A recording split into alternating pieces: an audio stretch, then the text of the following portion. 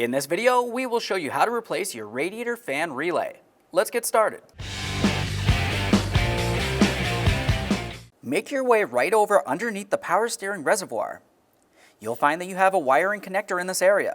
Where my thumb is, there's a tab that you can press and carefully lift this up and off of here.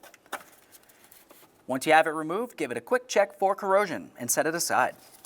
Now, if you were to make your way to the other side of that relay, you're going to find one more electrical connector.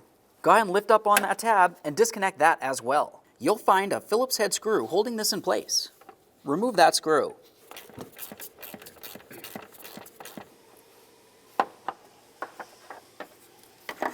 Remove the relay.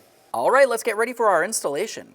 You'll notice on one side of the relay, you have these two tabs that protrude out. Have a look at the fan shroud. You're going to find two areas for those tabs to slide into. Let's take this and put it in position.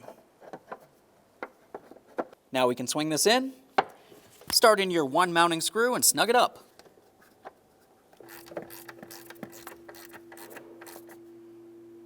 Let's continue on to reconnecting our wiring harnesses.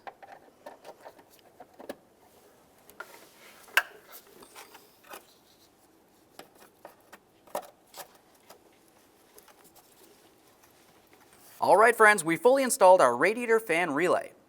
At this point, you're going to want to start up the vehicle. Let it run until it gets up to normal operating temperature and make sure the fan functions properly. Aside from that, thanks for watching. When only the best will do, demand TRQ. The only company that lets you view before you do.